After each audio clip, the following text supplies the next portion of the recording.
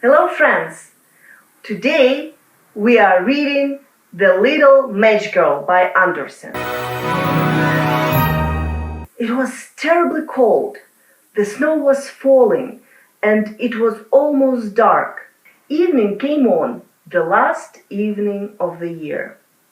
In the cold and gloom, a poor little girl, bareheaded and barefoot, was walking through the streets. Of course, when she had left her house, she'd had slippers on. But what good had they been? They were very big slippers, way too big for her, for they belonged to her mother.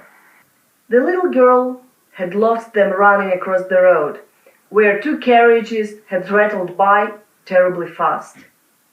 One slipper she'd not been able to find again, and a boy had run off with the other, saying he could use it very well as a cradle someday when he had children of his own. And so the little girl walked on her naked feet, which were quite red and blue with the cold. In an old apron she carried several packages of matches, and she held a box of them in her hand. No one had bought any from her all day long, and no one had given her a cent. Shivering with the cold and hunger, she crept along, a picture of misery, poor little girl. The snowflakes fell on her long fair hair, which hung in pretty curls over her neck. In all the windows, lights were shining, and there was a wonderful smell of roast goose, for it was New Year's Eve. Yes, she thought of that.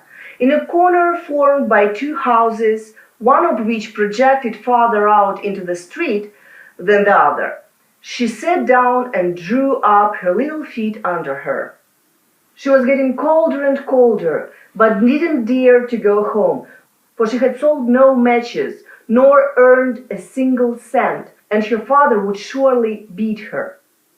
Besides, it was cold at home, for they had nothing over them but a roof through which the wind whistled, even though the biggest cracks had been stuffed with straw and rags. Her hands were almost dead with cold. How much one little match might warm her! If she could only take one from the box and rub it against the wall and warm her hands. She drew one out. Wretch! How it sputtered and burned! It made a warm, bright flame, like a little candle, as she held her hands over it. But it gave a strange light. It really seemed to the little girl as if she were sitting before a great iron stove with shining brass knobs and a brass cover. How wonderfully the fire burned! How comfortable it was! The youngster stretched out her feet to warm them too. Then the little flame went out, the stove vanished, and she had only the remains of the burnt match in her hand. She struck another match against the wall. It burned brightly, and when the light fell upon the wall, it became transparent like a thin veil, and she could see through it into a room.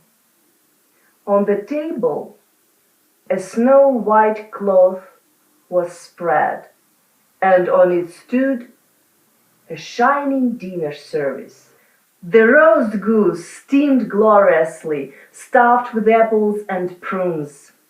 And what was still better, the goose jumped down from the dish and waddled along the floor with a knife and fork in its breast, right over to the little girl. Then the match went out, and she could see only the thick, cold wall. She lighted another match. Then she was sitting under the most beautiful Christmas tree. It was much larger and much more beautiful than the one she had seen last Christmas at the rich merchant's home. And colored pictures like those in the print shops looked down at her. The little girl reached both her hands toward them. The match went out. But the Christmas lights mounted higher. She saw them now as bright stars in the sky. One of them fell down, forming a long line of fire. Now someone is dying, thought the little girl, for her old grandmother, the only person who had loved her and who was dead, had told her that when a star fell down, a soul went up to God.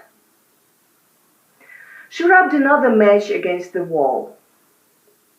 It became bright again, and in the glow the old grandmother stood clear and shining, kind and lovely.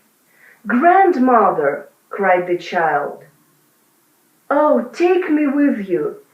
I know you will disappear when the match is burned out.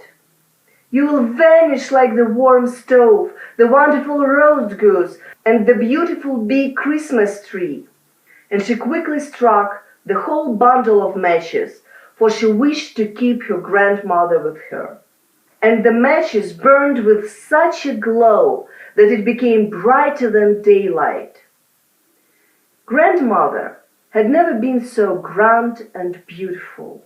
She took the little girl in her arms, and both of them flew in brightness and joy above the earth, very, very high, and up there was neither cold, nor hunger, nor fear. They were with God. But in the corner, leaning against the wall, sat the little girl with red cheeks and smiling mouth, frozen to death on the last evening of the old year. The New Year's sun rose upon a little pathetic figure. The child sat there, stiff and cold, holding the matches, of which one bundle was almost burned. She wanted to warm herself, the people said. No one imagined what beautiful things she had seen and how happily she had gone with her old grandmother into the bright new year. Did you like the story? If you want to win one of the books I'm reading, please comment below or comment under any December videos what is the best book to read this holiday season. Thanks for listening and see you in the next video. Bye!